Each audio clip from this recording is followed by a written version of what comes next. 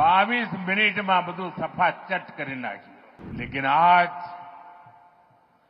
आतंकवादी और उनके आकाओं को हम छोड़ते नहीं। भारत माता की, भारत माता की, भारत माता की।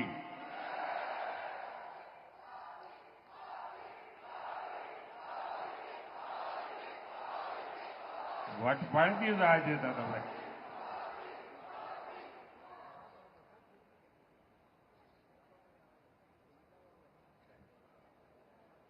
गुजरात के राज्यपाल श्रीमान आचार्य देवव्रत जी, यहां के लोकप्रिय मुख्यमंत्री भूपेंद्र भाई पटेल, केंद्रीय मंत्रिमंडल में मेरे साथी सीआर पाटिल, गुजरात सरकार के सभी मंत्रीगण, अहमदाबाद की मेयर प्रतिभा जी, अन्य जनप्रतिनिधिगण અને અમદાવાદના અમારા વાલા ભાઈઓ અને બહેનો,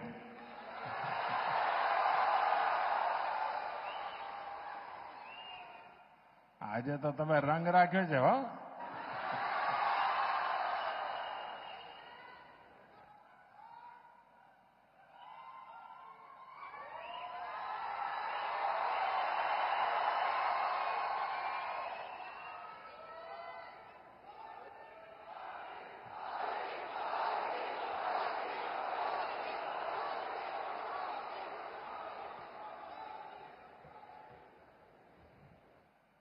ઘણીવાર વિચાર આવે કે એવું કેવું નસીબ હશે કે આ લાખો લોકોનો પ્રેમ, એમના આશીર્વાદ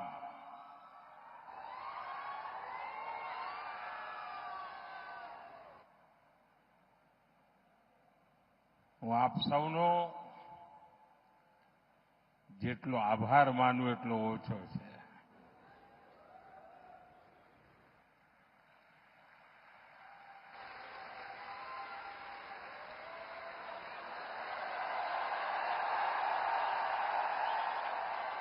देखिए उधर छोटा नरेंद्र कोई खड़ा हो गया है।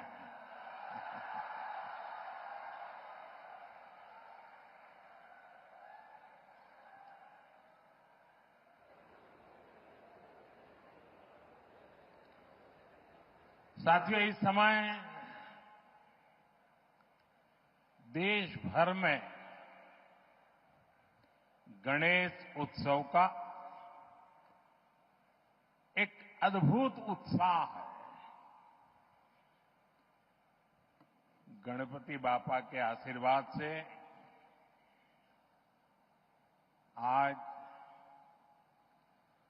गुजरात के विकास से जुड़ी अनेक परियोजनाओं का भी श्री गणेश हुआ है।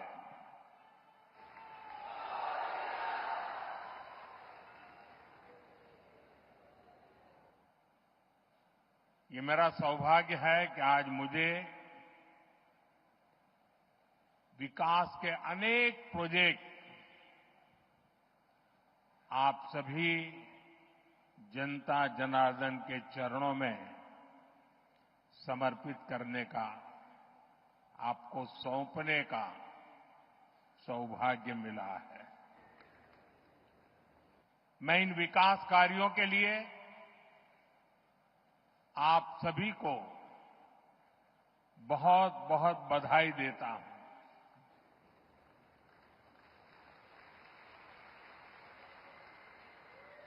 साथियों, मानसून के इस सीजन में गुजरात में भी कई इलाकों में भारी बारिश हो रही है। देश में भी जिस प्रकार से बादल फटने की एक के बाद एक घटनाएं घट रही हैं और जब टीवी पर विनाश लीला देखते हैं तो अपने आप को संभालना मुश्किल हो जाता है। मैं सभी प्रभावित परिवारों के प्रति मेरी संवेदना व्यक्त करता हूं। प्रकृति का ये प्रकोप पूरे मानव जात के लिए, पूरे विश्व के लिए, पूरे देश के लिए चुनौती बना हुआ है। केंद्र सरकार सभी राज्य सरकारों के साथ मिलकर राहत और बचाव के काम में जुटी हुई है। साथियों, गुजरात की ये धरती दो मोहन की धरती है।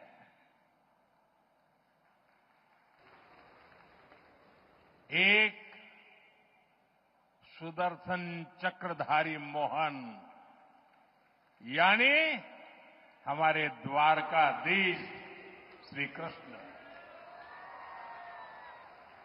और दूसरे चरखाधारी मोहन यानी साबरमती के संत पूज्य बापू। भारत आज इन दोनों के दिखाए रास्ते पर चलकर के निरंतर सशक्त होता जा रहा है। सुदर्शन चक्रधारी मोहन ने हमें सिखाया है कि देश की, समाज की रक्षा कैसे करते हैं। उन्होंने सुदर्शन चक्र को न्याय और सुरक्षा का कवच बनाया, जो दुश्मन को पाताल में भी खोज कर सजा देता है। और यही भाव आज भारत के फैसलों में भी देश अनुभव कर रहा है। देश नहीं, दुनिया अनुभव कर रही है।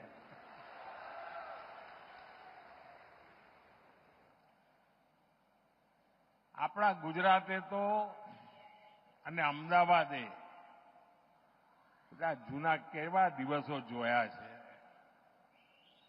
જ્યારે હુલ્લડબાજો, ચક્કા ચલાવનારાઓ પતંગમાં લડાઈ કરીને લોકોને ઢાળી દે, કર્ફ્યુમાં જીવન ગુજારવું પડે, વાર તહેવારે અમદાવાદની ધરતી રક્ત રંજીત થઈ જતી હતી। आतताइयों, ये हमारा खून बहाते थे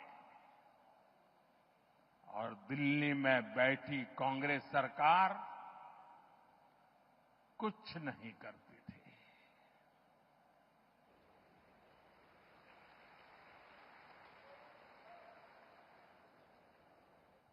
लेकिन आज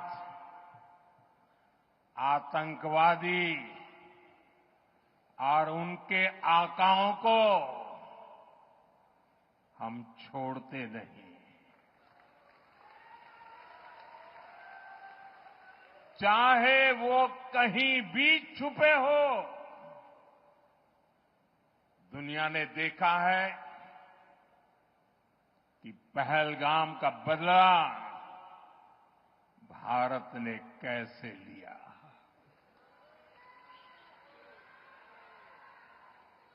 22 મિનિટમાં બધું સફાચટ કરી નાખ્યું।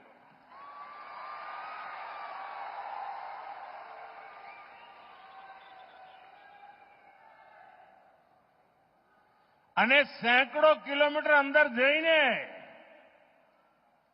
નક્કી કરેલા નિશાન પર જ વાર કરીને આતંકવાદની નાભી પર હુમલો કર્યો આપણે.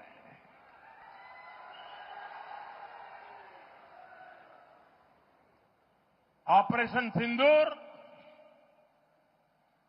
हमारी सेना के शौर्य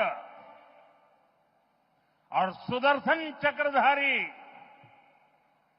मोहन के भारत की इच्छा शक्ति का प्रतीक बन गया है. साथियों, चरखाधारी मोहन हमारे पूज्य बापू ने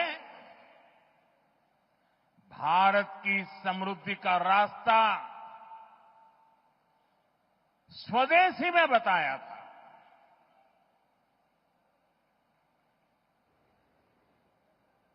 हमारे यहां साबरमती आश्रम है. ये आश्रम इस बात का साक्षी है कि जिस पार्टी ने उनका नाम लेकर दशकों तक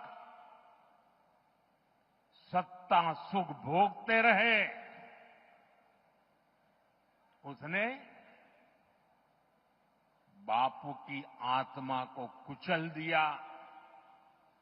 उसने स्वदेशी के बापू के मंत्र के साथ क्या किया? आज आपने पिछले कई वर्षों से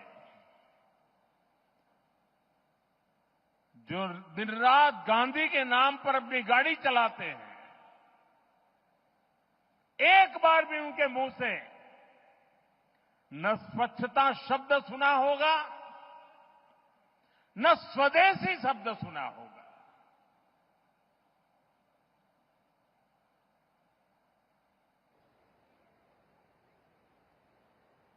ये देश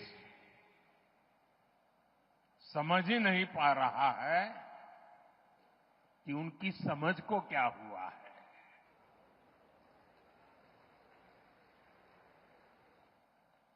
साठ 65 साल देश पर शासन करने वाली कांग्रेस ने भारत को दूसरे देशों पर निर्भर रखा ताकि वो सरकार में बैठे बैठे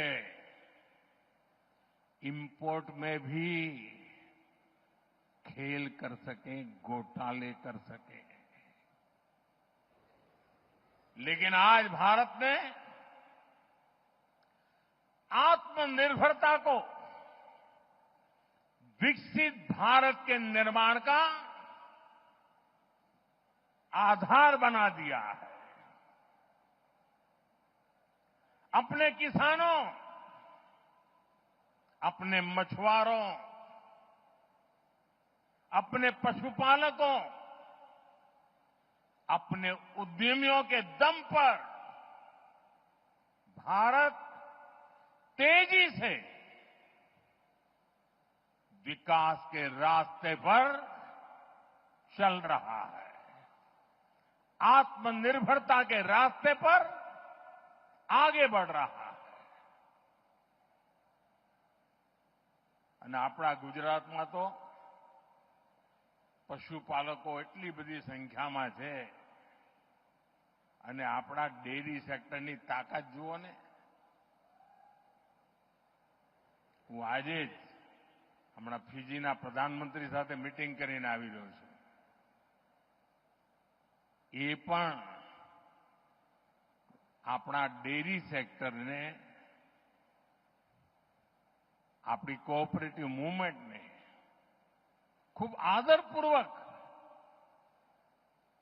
વર્ણન કરીને કહેતા હતા કે મારા દેશમાં પણ કંઈક આવું થાય. સાથીઓ, આપણા પશુપાલકોએ અને પશુપાલનમાં તો ગુજરાતમાં બહેનોનું સૌથી મોટું યોગદાન હોય છે.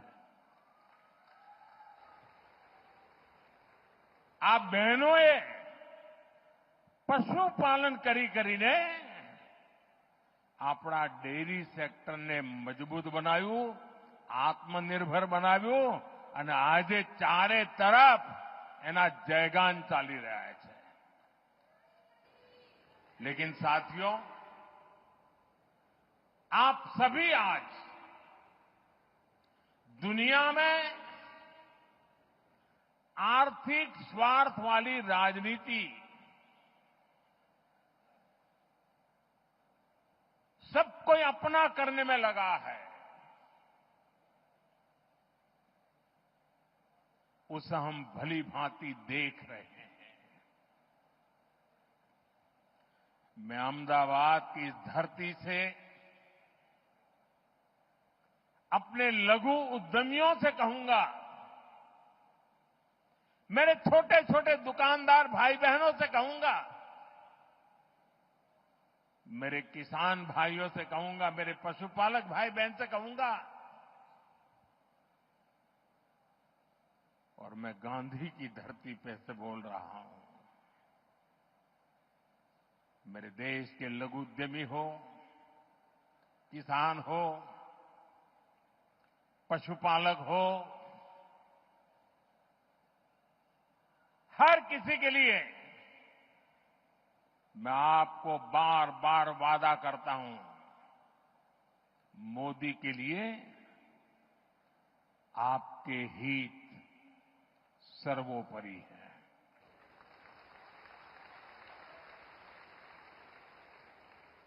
मेरी सरकार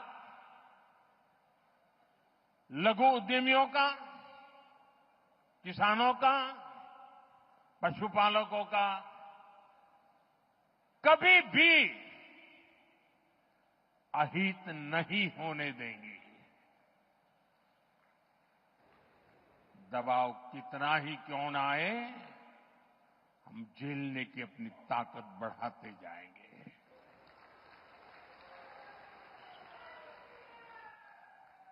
साथियों, आज आत्मनिर्भर भारत अभियान को गुजरात से बहुत ऊर्जा मिल रही है और इसके पीछे 2 दशकों की कड़ी मेहनत है। आज की नौजवान पीढ़ी ने वो दिन नहीं देखे हैं जब यहां आए दिन कर्फ्यू लगा रहते थे। यहां व्यापार कारोबार करना मुश्किल कर दिया जाता था, अशांति का माहौल बनाए रखा जाता था। लेकिन आज अहमदाबाद देश के सबसे सुरक्षित शहरों में से एक है और ये आप सभी ने करके दिखाया है। साथियों, गुजरात में शांति और सुरक्षा का जो ये वातावरण बना है, इसके सुखद परिणाम हम चारों तरफ देख रहे हैं। आज हर प्रकार की इंडस्ट्री का विस्तार गुजरात की धरती पर हो रहा है। पूरा गुजरात ये देखकर गर्व करता है कि कैसे हमारा राज्य मैन्युफैक्चरिंग हब बन गया है। તમને ખબર હશે, તમારામાંથી જે વડીલ ભાઈ બહેનો હશે, જ્યારે ગુજરાતને અલગ થવાનું એક આંદોલન ચાલતું હતું, મહાગુજરાત આંદોલન, ત્યારે અનેક લોકો આપણને કે તમારા ગુજરાત જુદું કરીને શું કરશો, ભૂખે મરશો, એવું કે તમારી પાસે છે શું? न कोई खनिज છે, न 12 બહુ નદીઓ છે, 10 વર્ષમાં 7 વર્ષ દુકાળ પડે છે, ન ખાણ ખનીજ હોય, ન કોઈ એવા ઉદ્યોગ ધંધા હોય, ખેતી ના હોય અને ઓછામાં પૂરું અહીંયા રણ હોય, અને પેલી બાજુ પાકિસ્તાન હોય. કરશો શું એવું કહેતા. મીઠા સિવાય તમારી પાસે છે શું એવું કહેતા. મજાક ઉડાવતા. પરંતુ ગુજરાતને માથે જ્યારે જવાબદારી આવી કે હવે આપણે આપણા પગ ઉપર ઉભા રહેવાનું છે, આ ગુજરાતના લોકોએ પાછી પાની કરી નહીં. અને આજે તમારી પાસે શું છે કહેનારાઓને, અમારી પાસે ડાયમંડ નથી ભાઈ, એકે ડાયમંડની ખાણ નથી, પણ દુનિયામાં 10માંથી 9 ડાયમંડ મારી ગુજરાતની ધરતી પરથી આગળ વધતા હોય છે.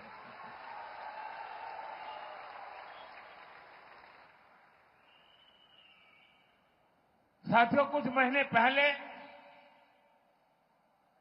मैं दाहोद में आया था. वहां की रेल फैक्ट्री में ताकतवर इलेक्ट्रिक लोकोमोटिव इंजन बन रहे हैं. आज गुजरात में बने मेट्रो कोच दूसरे देशों को एक्सपोर्ट हो रहे हैं.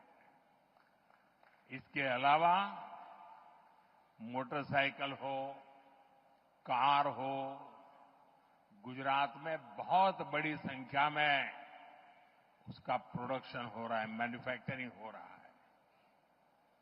देश और दुनिया की बड़ी बड़ी कंपनियां यहां फैक्ट्रियां लगा रही है. गुजरात में हवाई जहाज के अलग अलग पार्ट्स बनाने और उनके एक्सपोर्ट का काम पहले से ही चल रहा था. अब बड़ोदरा में ट्रांसपोर्ट एयरक्राफ्ट भी बनाने का काम शुरू हुआ है. આપણા ગુજરાતમાં વિમાન બને એટલે આનંદ થાય કે ના થાય? अब इलेक्ट्रिक व्हीकल मैन्युफैक्चरिंग का भी गुजरात बहुत बड़ा सेंटर बन रहा है. मैं कल 26 तारीख को हंसलपुर जा रहा हूं.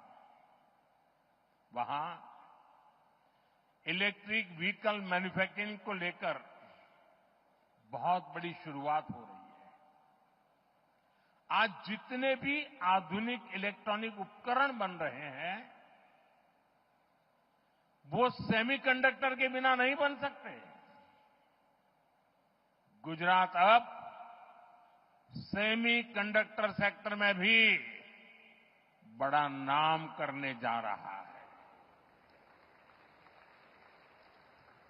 टेक्सटाइल हो, जेम्स एंड ज्वेलरी हो, गुजरात की पहचान बन चुकी है. दवाएं हो, वैक्सीन हो, ऐसे फार्मा उत्पादन के मामले में भी देश का करीब करीब 1/3 एक्सपोर्ट गुजरात से होता है. साथियों, आज भारत सौर, पवन और परमाणु ऊर्जा के मामले में तेजी से आगे बढ़ रहा है. इसमें गुजरात की भागीदारी सबसे अधिक है. હમણાં હું એરપોર્ટથી આવતો હતો, ભવ્ય રોડ શો કર્યો. વાહ, કમાલ કરી આપે. પણ રોડ શો તો ભવ્ય હતો, પણ લોકો ધાબા ઉપર ઉભા હોય, બાલ્કનીમાં ઉભા હોય તો સ્વાભાવિક રીતે હું એમને આદરપૂર્વક નમન કરતો હતો. પરંતુ મારી નજર ફરતી હતી ચારે બાજુ અને મેં જોયું કે લગભગ મોટા ભાગના ઘરોના ધાબામાં રૂફટોપ સોલાર પાવરના પ્લાન્ટ દેખાતા હતા.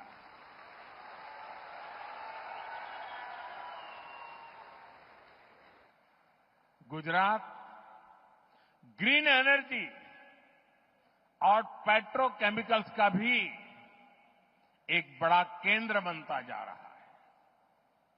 गुजरात देश की पेट्रोकेमिकल जरूरतों को पूरा करने में भी बड़ी भूमिका निभा रहा है. जो हमारा प्लास्टिक उद्योग है, सिंथेटिक फाइबर है, फर्टिलाइजर है, दवाएं हैं, पेंट इंडस्ट्री है, कॉस्मेटिक्स है, इनका सबसे बड़ा आधार पेट्रोकेमिकल सेक्टर ही है। गुजरात में पुराने उद्योगों का विस्तार हो रहा है। મને યાદ છે આપણે ઘણીવાર માથે હાથ મૂકીને રડતા જ રહેતા હતા. આજથી 30 વર્ષ પહેલાના જે લોકો દિવસો યાદ કરે શેના રોદડા રોતા હતા?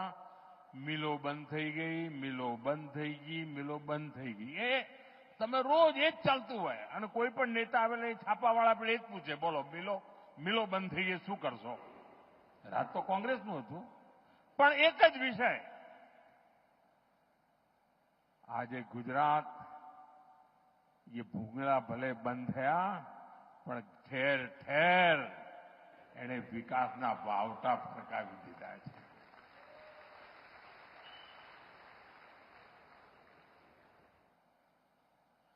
नए उद्योगों की नींव रखी जा रही है और ये सारे प्रयास आत्मनिर्भर भारत को मजबूत कर रहे हैं. इससे गुजरात के युवाओं के लिए रोजगार के लगातार अवसर बन रहे हैं. साथियों, उद्योग हो, खेती किसानी हो या फिर टूरिज्म हो, इनके लिए बेहतरीन कनेक्टिविटी बहुत जरूरी है. बीते 20-25 साल में गुजरात की कनेक्टिविटी का कायाकल्प हो चुका है.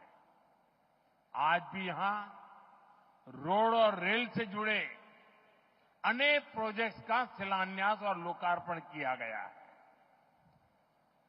सर्कुलर रोड यानी सरदार पटेल रिंग रोड अब और चौड़ी हो रही है.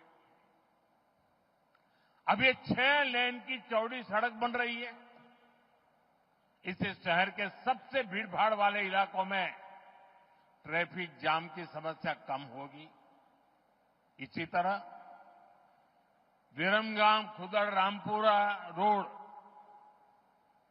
उसको चौड़ा होने से यहां के किसानों को, उद्योगों को सुविधा मिलेगी.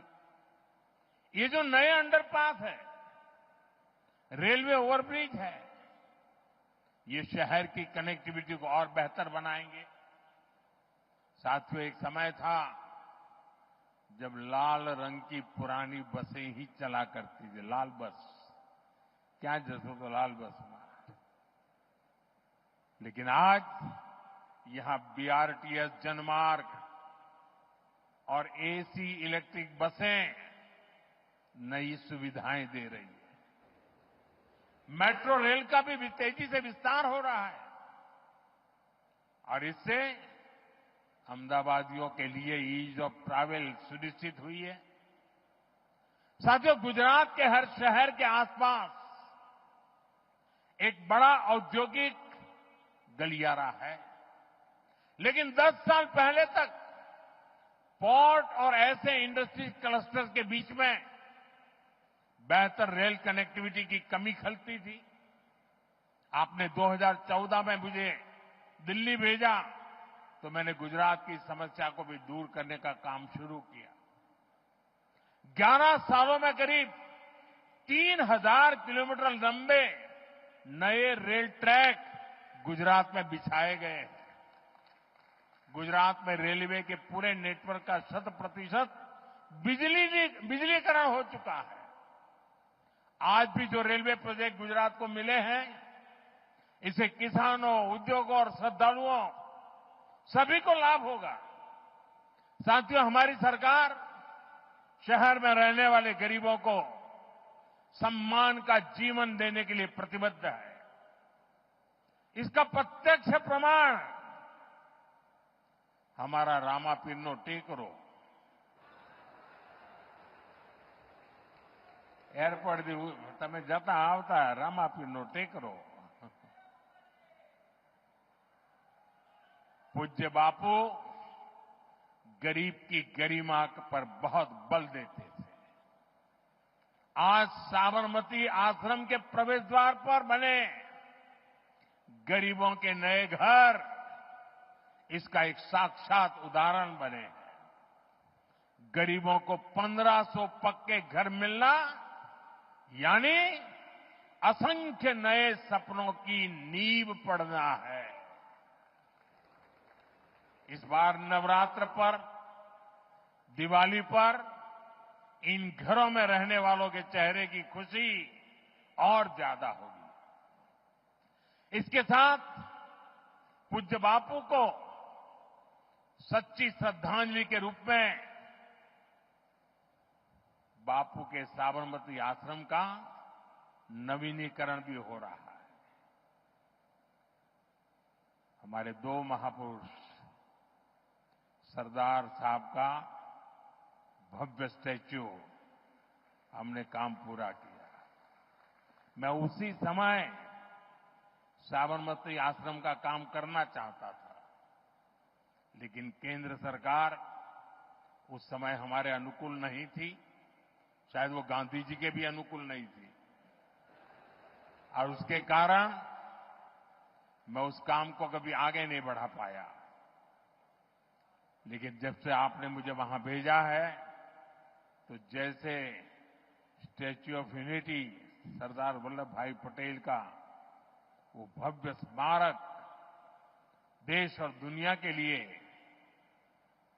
प्रेरणा का केंद्र बना है, जब साबरमती आश्रम के नवीनीकरण का काम पूरा होगा, मेरे शब्द लिख करके रखना दोस्तों, दुनिया के लिए शांति की सबसे बड़ी प्रेरणा भूमि ये हमारा साबरमती आश्रम बनने वाला है। साथियों, हमारे श्रमिक परिवारों को बेहतर जीवन मिले, ये हमारा मिशन रहा है। इसलिए कई साल पहले हमने गुजरात में झुग्गी वालों के लिए पक्की गेटेड सोसाइटी बनाने का बीड़ा उठाया। बीते सालों में गुजरात में झुग्गियों की जगह मकान बनाने के ऐसे अनेक प्रोजेक्ट किए गए हैं और ये अभियान लगातार जारी है। साथियों, जिसको किसी ने नहीं पूछा,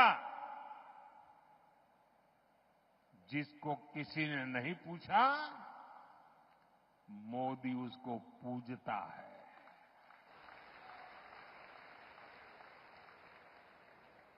मैंने इस बार लाल किले से कहा था, पिछड़ों को प्राथमिकता, शहरी गरीबों का जीवन आसान बनाना भी हमारी बहुत बड़ी प्राथमिकता है। रेहड़ी फुटपाथ पर काम करने वाले साथियों को भी पहले किसी ने नहीं पूछा। हमारी सरकार ने इनके लिए पीएम स्वनिधि योजना शुरू की। आज इस स्कीम की वजह से देश के लगभग 70 लाख रेहड़ी पटरी और ठेले वाले भाई बहनों को बैंकों से लोन मिल रही है। संभव हुआ है सब। गुजरात के भी लाखों साथियों को इसका फायदा हुआ है। साथियों, बीते 11 साल में 25 करोड़ लोग गरीबी को परास्त करके गरीबी से बाहर निकले हैं।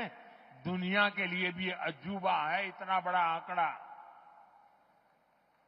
25 करोड़ लोगों का गरीबी से बाहर आना, विश्व के सभी अर्थवेत्ता आज इसकी चर्चा कर रहे हैं। साथियों, ये गरीब जब गरीबी से बाहर निकलता है ना, तब वो नियो मिडिल क्लास के रूप में एक नई ताकत बनकर के उभर रहा है। आज ये नियो मिडिल क्लास और हमारा पुराना मिडिल क्लास दोनों देश की एक बहुत बड़ी ताकत बनते जा रहे हैं। हमारा निरंतर प्रयास है कि नियो मिडिल क्लास और मिडिल क्लास दोनों को सशक्त करना। આપણા અમદાવાદના ભાઈઓ, એમના માટે તો ખુશી ખબર જ હોય જે દિવસે બજેટમાં 12 લાખ રૂપિયાની આવક ઉપર ઇન્કમ ટેક્સ માફ કરી દીધો ને તો વિપક્ષવાળાને સમજણ નહોતી પડી આ કેવી રીતે થાય. અને સાથીઓ તૈયારી કરો હવે. અમારી સરકાર જીએસટીમાં પણ રિફોર્મ કરી રહી છે અને આ દિવાળી પહેલા એક મોટી भेंट સોગાત તમારા માટે તૈયાર થઈ રહી છે. और जीएसटी रिफॉर्म के कारण हमारे लघु उद्यमियों को मदद मिलेगी और बहुत सी चीजों पर टैक्स भी कम हो जाएगा. इस बार की दिवाली पर व्यापारी वर्ग हो या फिर हमारे बाकी परिवारजन, सबको खुशियों का डबल बोनस मिलने वाला है. साथियों, अभी मैं पीएम सूर्यघर की बात कर रहा था.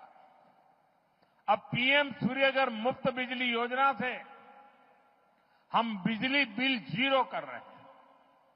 गुजरात में अभी तक इस स्कीम से करीब 6 लाख परिवार जुड़ चुके हैं. इन परिवारों को सरकार की तरफ से अकेले गुजरात में ही 3,000 करोड़ रुपए से अधिक दिए गए हैं. इससे अब उनको हर महीने बिजली बिल में बड़ी बचत हो रही है. साथियों, अहमदाबाद शहर आज सपनों और संकल्पों का शहर बन रहा है. लेकिन एक समय था जब लोग अहमदाबाद को गर्दाबाद कहकर मजाक उड़ाते थे. चारों तरफ उड़ती धूल, मिट्टी, कूड़े कचरे के ढेर, यही शहर का दुर्भाग्य बन गया था. मुझे खुशी है कि आज स्वच्छता के मामले में अहमदाबाद देश में नाम कमा रहा है. ये हर अहमदाबादी के सहयोग से संभव हो पाया है. लेकिन साथियों, ये स्वच्छताનું અભિયાન એક દિવસનું નથી. એ પેઢી દર પેઢી રોજે રોજ કરવાનું કામ છે. સ્વચ્છતા એ સ્વભાવ બનાવીએ તો જ ધાર્યું પરિણામ મેળવી શકીએ. સાથીઓ, આપણી આ સાબરમતી નદી કેવા હાલ હતા. एक सूखा नाला हुआ करता था. सर्कस होते थे उसमें, बच्चे क्रिकेट खेलते थे. अहमदाबाद के लोगों ने संकल्प लिया कि स्थिति को बदलेंगे. अब यहां की साबरमती रिवर फ्रंट इस शहर का गौरव बढ़ा रहा है.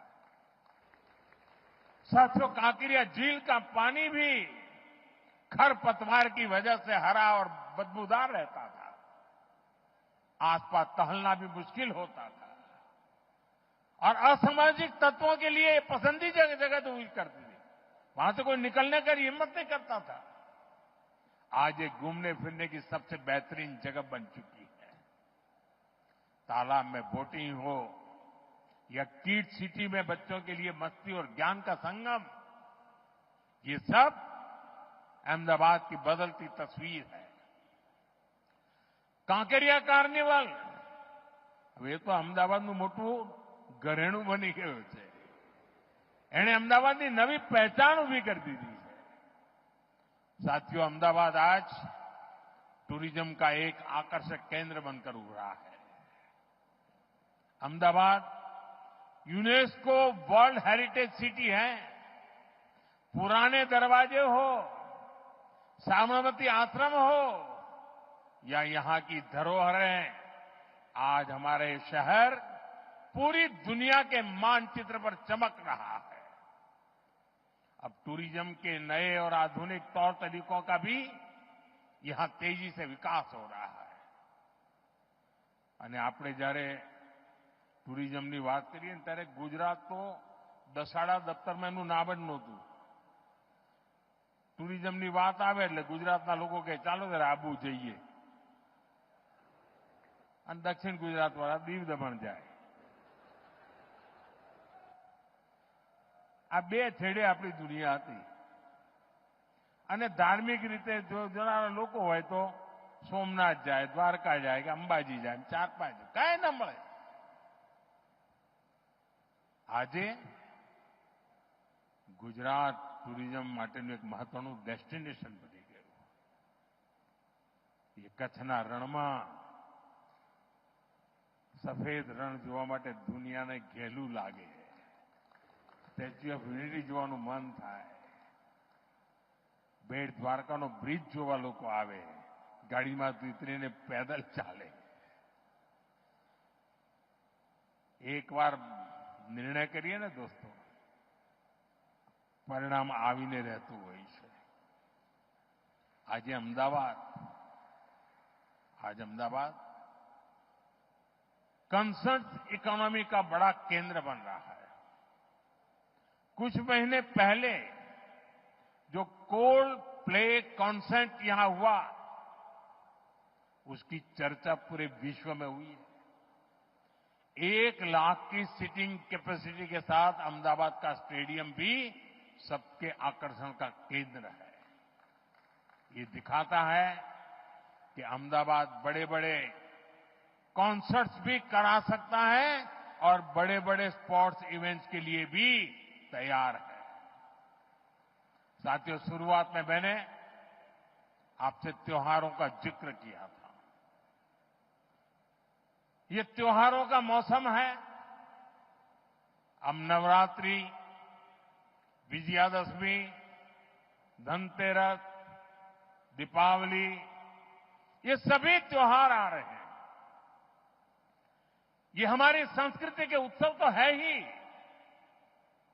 ये आत्मनिर्भरता के भी उत्सव होने चाहिए. और इसलिए मैं आपसे एक बार फिर अपना आग्रह दोहराना चाहता हूं और आज पूज्य बापू की धरती से देशवासियों से भी मैं बार बार आग्रह कर रहा हूं.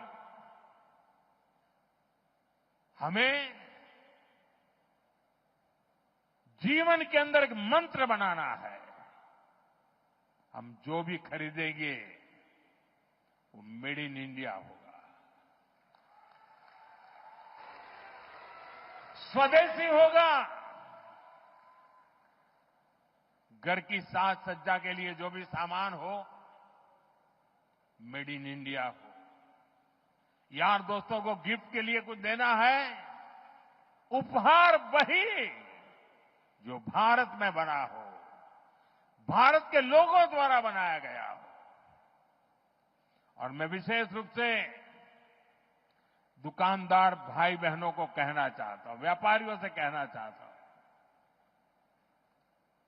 इस देश को आगे बढ़ाने में आप बहुत बड़ा योगदान कर सकते हैं. आप तय कर लीजिए, विदेशी माल नहीं बेचेंगे. और बड़े गर्व के साथ बोर्ड लगाइए कि मेरे यहां स्वदेशी बिकता है. हमारे इन छोटे छोटे प्रयासों से ये उत्सव भारत की समृद्धि के महोत्सव बनेंगे. साथियों, घनी बार શરૂઆતમાં લોકોને નિરાશા જોઈ બહુ હોય. એટલે મને યાદ છે જ્યારે મેં પહેલી વાર રિવરફ્રન્ટની વાત મૂકેલી તો બધા લોકોએ મજાક માંડેલી. રિવરફ્રન્ટ થઈ ગયો કે ના થઈ ગયો? થઈ ગયો કે ના થઈ ગયો? સ્ટેચ્યુ ઓફ યુનિટી માટે મેં અહીંયા એક પ્રેસ કોન્ફરન્સ કરેલી તો બધાએ મારા બાલ નોચી લીધેલા. બધા કે આ તો ચૂંટણી આવી એટલે મોદી સાહેબ લાયા છે. સ્ટેચ્યુ ઓફ યુનિટી થયું કે ના થયું ભાઈ? દુનિયા જોઈને અચરજ પામે છે કે નથી પામતી? કચ્છનો રણોત્સવ, લોકો કે સાહેબ આ કચ્છમાં કોણ જશે? રણમાં તો કોઈ જતું હશે? આજે લાઈન લાગે છે બુકિંગ, લોકો 6-6 મહિના પહેલા બુકિંગ કરાવે છે. થયું કે ના થયું? ગુજરાતની અંદર વિમાનનું કારખાનું લાગે, કોઈએ કલ્પના કરી? મને યાદ છે જયારે મેં ગિફ્ટ સિટીની કલ્પના મૂકી હતી ત્યારે લગભગ બધાએ એને મજાક માની લીધી. આવું બધું ક્યાંથી હોય? આવી બધા આવા બિલ્ડિંગો ક્યાંથી હોય ને આવું બધું શું હોય અહીંયા? આજે ગિફ્ટ સિટી દેશની સૌથી મોટી ગૌરવ ગાથા લખી રહ્યું છે. અને આ બધી બાબતો હું તમને એટલા માટે યાદ કરાવું છું, તમે બારીકીથી જોશો, આ દેશના સામર્થ્યની જો તમે પૂજા કરો તો તમારા સંકલ્પને દેશવાસીઓ ક્યારે નિષ્ફળ નથી જવા દેતા. દેશવાસીઓ લોહી પાણી એક કરી દેતા હોય છે. આટલા બધા આતંકવાદી હુમલા થયા, દુશ્મનોને કંઈ નહીં થાય એવું માનતા હતા. સર્જિકલ સ્ટ્રાઇક કરી એમના લોન્ચિંગ પેડ ઉડાડી દીધા. એર સ્ટ્રાઇક કરી એમના ટ્રેનિંગ સેન્ટર ઉડાડી દીધા. ઓપરેશન સિંદૂર કર્યું, એમની નાભી પર જઈને વાર કર્યો.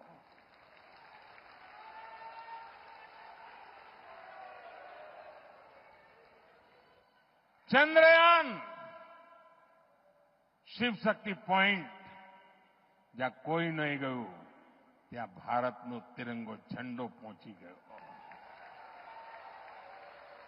ઇન્ટરનેશનલ સ્પેસ સેન્ટર પર શુભાંશુ શુક્લ જઈને આવ્યા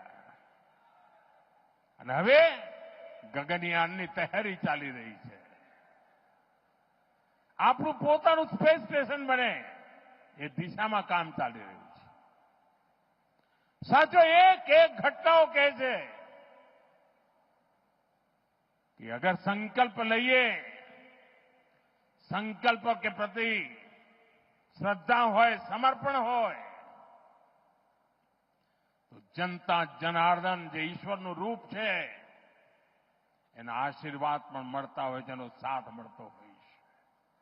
અને એ જ વિશ્વાસથી હું કહું છું, આ દેશ આત્મનિર્ભર બનીને રહેશે.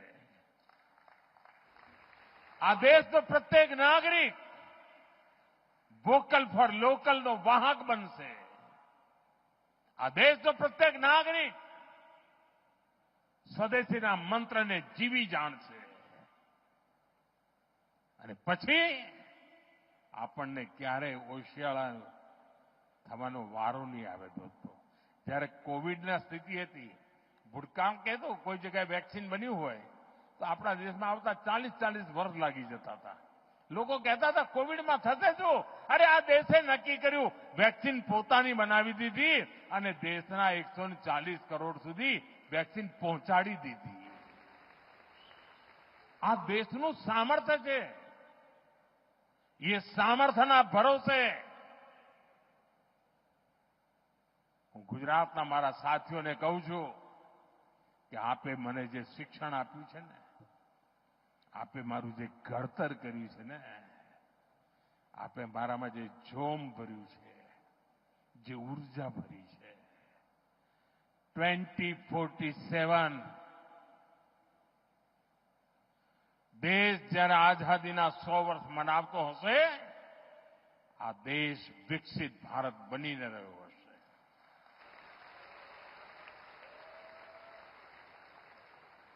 અને એટલે સાથીઓ,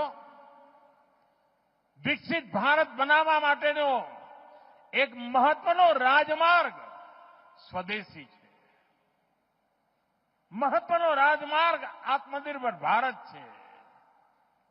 અને જે લોકો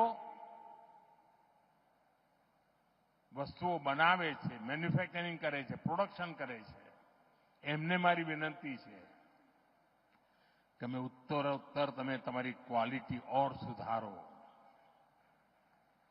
એની કિંમત ઓર ઘટાડો. તમે જુઓ, હિન્દુસ્તાનનો માનવી ક્યારેય બહારથી કશું લેશે નહીં. આ ભાવ આપણે જગાડીએ, અને દુનિયાની સામે એક ઉદાહરણ પૂરું પાડીએ. અને વિશ્વના અનેક દેશો છે સાથીઓ કે જ્યારે સંકટો આવે ત્યારે પોતાની જાતને છાતી કાઢીને ઉભા થઈ જાય ને પરિણામ લાવીને દેતા હોય છે. આપણે માટે અવસર આવ્યો છે. સંકલ્પને પૂરા કરવા માટેનું સામર્થ્ય લઈને નીકળવાનું છે. અને મને પૂરો વિશ્વાસ છે ગુજરાતે જેમ મને હંમેશા સાથ આપ્યો છે દેશ પણ મને સાથ આપશે અને દેશ વિકસિત ભારત બનીને રહેશે. આપ સૌને વિકાસની અનમોલ સોગાદો માટે ખૂબ ખૂબ શુભકામનાઓ. ગુજરાત ખૂબ પ્રગતિ કરે, નવા નવા શિખરો સર કરે અને ગુજરાતીઓની તાકાત છે કરીને રહેશે. આપ સૌનો ખૂબ ખૂબ આભાર. મારી સાથે પૂરી તાકાતથી બોલીએ, ભારત માતા કી, ભારત માતા કી,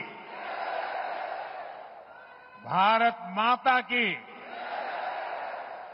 धन्यवाद.